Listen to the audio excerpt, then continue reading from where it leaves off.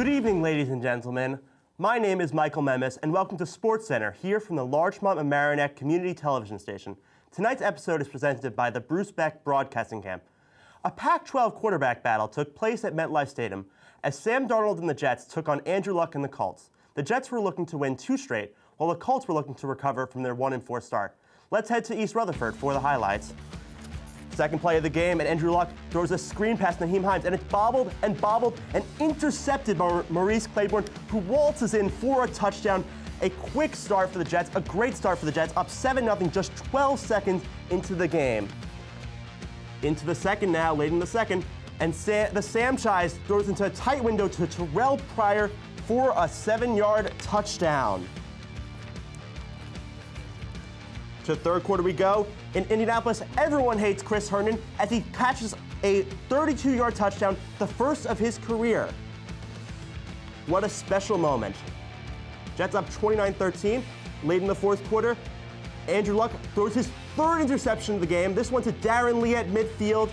Jets up 36-27 with 8 minutes to go. The defense stepped up all day when they needed to, getting key takeaways. Final score 42-34. Jets move to 500 for the year, making Todd Bowles a very happy man.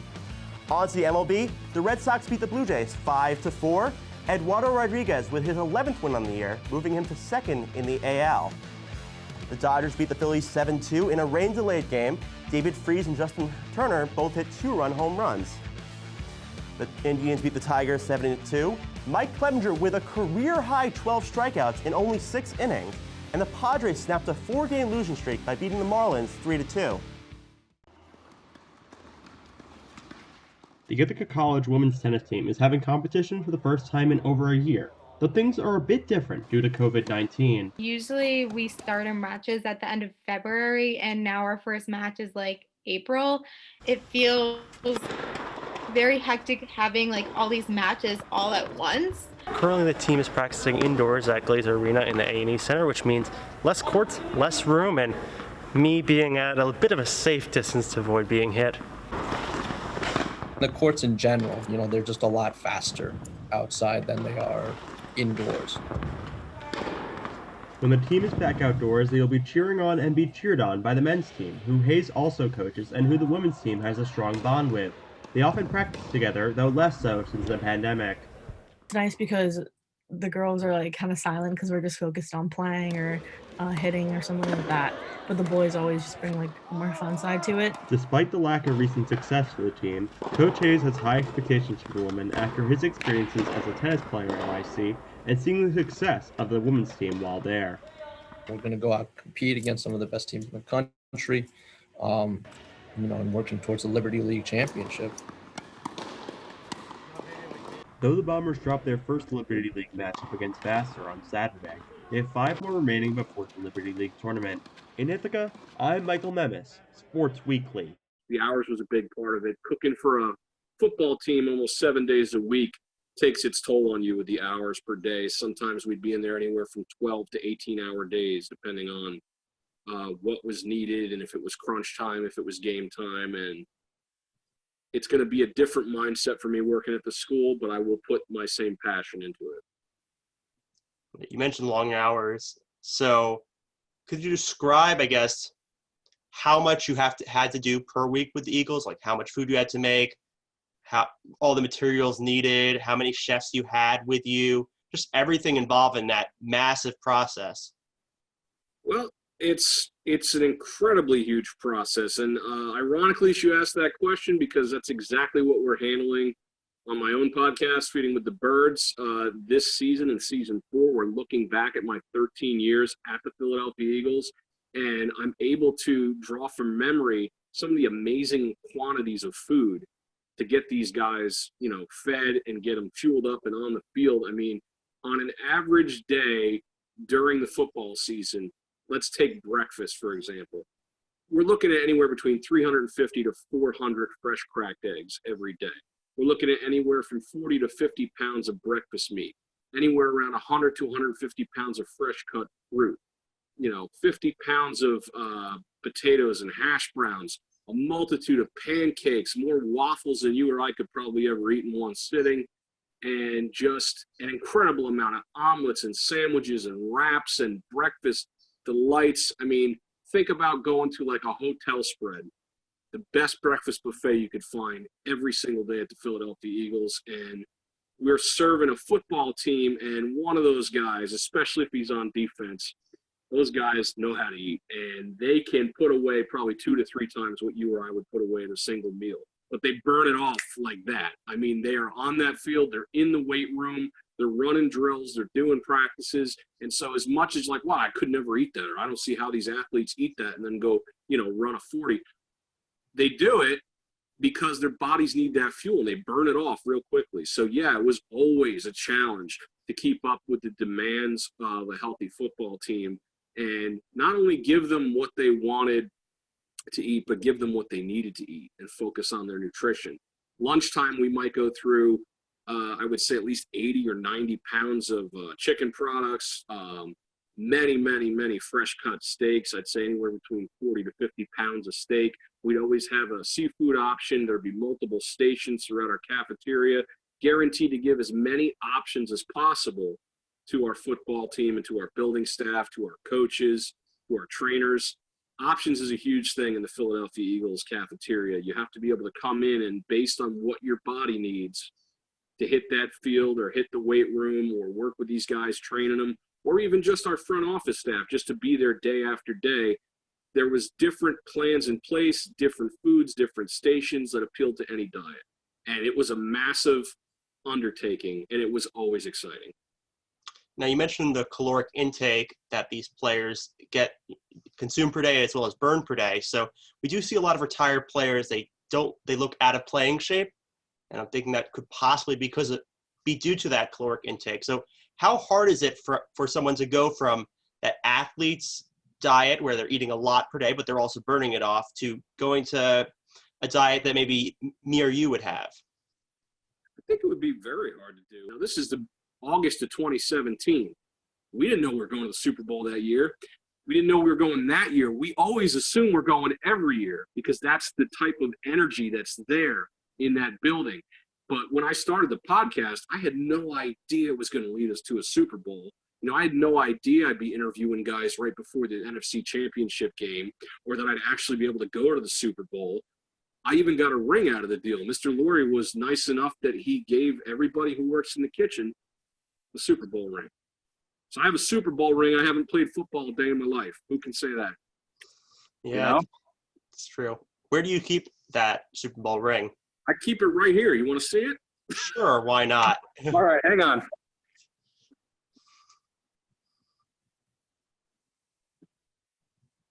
Most of the time, it is in storage inside of a safe that I have. But I kept it out a little while because I went to an event about a week or two ago, and I like to bring the ring because I like to tell stories about getting the ring. So here she is. Wow. Yeah, it is cool seeing it rather, through a camera rather than through the TV, because the TV is a little bit farther away. It's very cool. Good evening. I'm Michael Memis. The Ithaca College men's basketball team blew out Wells by 30 last night. The Bombers torched the Express in the first half, outscoring them 42-13, leading the way with Skylar Sainon with 18 points. Bombers will now go on a crucial 5-game road trip where they face 3 of the top 4 teams in the Liberty League. The Bombers women's basketball team had success as well last night, defeating Hamilton 71-67 at Ben Light Gymnasium. Kellyanne O'Reilly led the Bombers with 20 points, 3 rebounds, and 2 blocks, and the team shot 50% from the field. The women are half a game back of 3 teams in the Liberty League and will face one of them on their 5-game road trip with a revenge game against RPI. To the East Hill, a top 10 ECAC matchup will take place Friday night at Lina Rink when number 3 Cornell women's ice hockey takes on number 7 Clarkson. The teams tied 1-1 earlier this season. Big Red goalie Lindsey Browning is leading Division I in goals allowed per game and is the only one allowing less than a goal per game. The Syracuse women's basketball team will go against ACC foe Virginia Tech tomorrow night. The Orange are 9-10 overall and 3-5 in the conference, while the Hokies are 15-4 overall and 5-3 in the conference. The Brooklyn Nets host the Detroit Pistons tonight. The Nets have lost 7 out of the last 10, and their lead is down to 2 for the 8th seed. DeAndre Jordan is out for the Nets, while Kyrie Irving's status is unclear. Indiana Pacers star guard Victor Oladipo will return tonight when his team takes on the Chicago Bulls. Oladipo has been out for the last 12 months with a ruptured quad tendon. Despite his absence, the Pacers have compiled a 30-17 record this season. Don't forget to tune into Sports Talk this and every Sunday starting at 6:30 right here on WICB. With sports, I'm Michael Memis. And Brandon Workman coming in. He used to be the Red Sox closer, and now he's a setup man for them. See his ERA. There's a reason he's not the closer anymore. He struggled mightily this season after winning the closer role last year after lots of different guys got tried from that bullpen. Kimbrel left. But he's now in the setup role. They now have Josh Taylor at closer. Workman trying to keep this deficit at 1 as Giancarlo Stanton in to the plate. That's a ball. That one just low 2-0. And that is one of Workman's pitches that he's really known for, his curve and even his knuckle curve. So two of the pitches right there that Yankee hitters like Stan have to really keep an eye out for when they step up to the plate against this guy here in the 8th. Stanton hits it opposite field, but into foul territory. So now 2-1 count. Stanton's still in the driver's seat in this at-bat. That one a little inside, but Stanton swings at that, and he grounds that one foul. So now 2-2 count.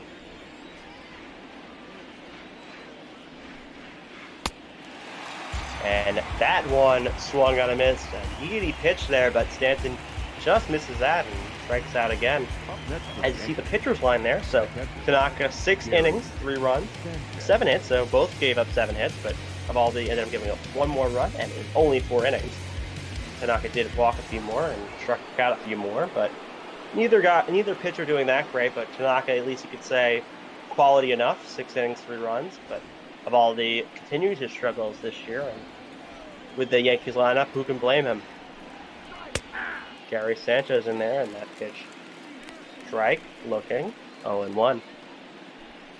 Now, last year, the Red Sox were not known for having good pitching, but tonight, after Eovaldi gave up 4 runs in the first 2 innings, the pitching's been pretty solid. No runs over the last 5+ innings. See Ryan Brazier and Trevor Hildenberger warming up, 2 righties, and we'll see if they get placed in.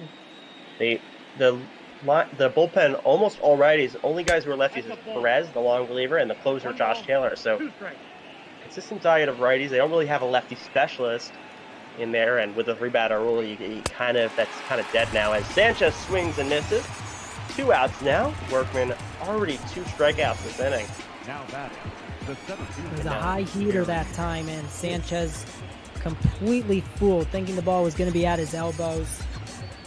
Not the right location to swing at a pitch like that, especially when you're only up by 1 with, at the time, 1 out in the inning. And Aaron Hicks steps in, and Workman looking to strike outside. Hicks looking to maybe add some insurance for the Yankees, maybe hook it into that short right field pole.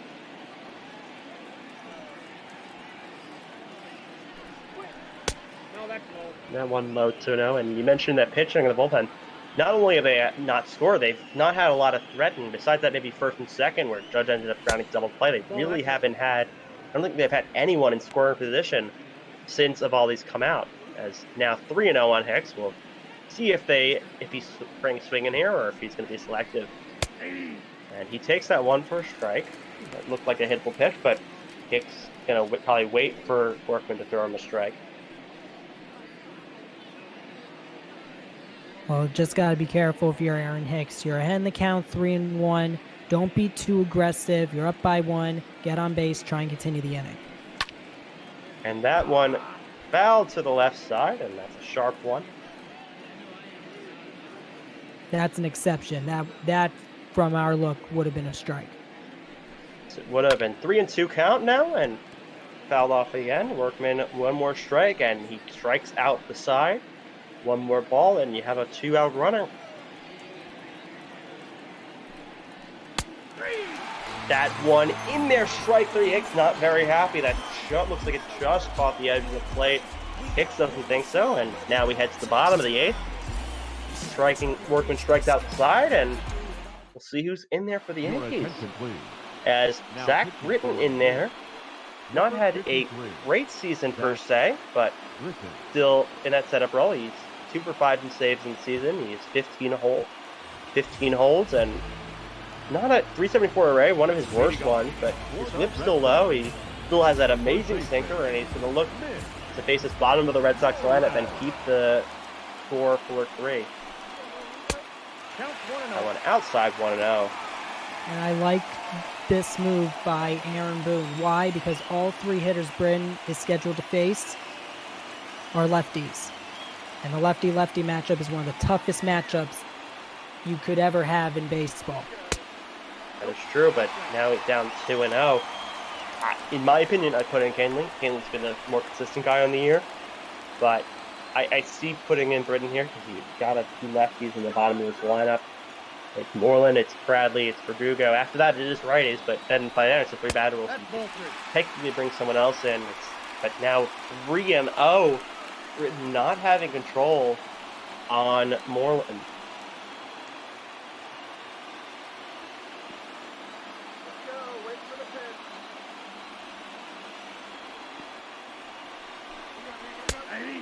"3-0, just in there for a strike." See if Moreland's now swinging or if he's going to wait for it to get to 3-2.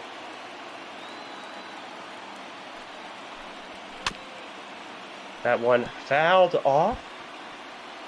3-2 count now on the Red Sox first baseman. And the Yankees have resumed play in real life, so I may actually be able to catch to the end of the game after this. Because of the fact that there was a delay, and that would have been ball 4, but Moreland swings and misses. It really almost hit him, but the sinker fools him, and Britton has the first strikeout of the inning. Well, Mitch Moreland, as a lefty hitter, sort of an exact same swing that Stanton has had twice on a strike 3 pitch. 1 out of the bottom of the 8th. Good comeback by Britton in that at bat. Britton has great stuff that can't be denied. He may not be the same guy who got 60 consecutive saves for the Orioles, but he's had a below 2 array last year, so he still has amazing stuff. Yankees had to give up Dylan Tate. That's the big prospect they gave up for him, and I don't know how Tate's doing in the Orioles system, but I think the Yankees are happy with that trade they made for Britton.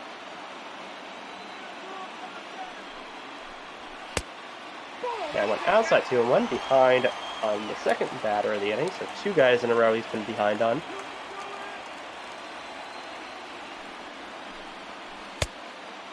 Another one low, 3-1, so 3 balls and 2 consecutive hitters, and Verdugo on deck. Not sure if anyone's warming for the Yankees in case Britton does walk rather than give up a hit to Verdugo, but we'll just have to wait and find out.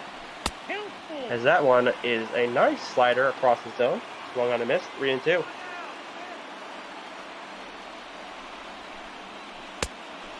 Swung on and missed. Another comeback batter for Britton and the second strikeout of the inning.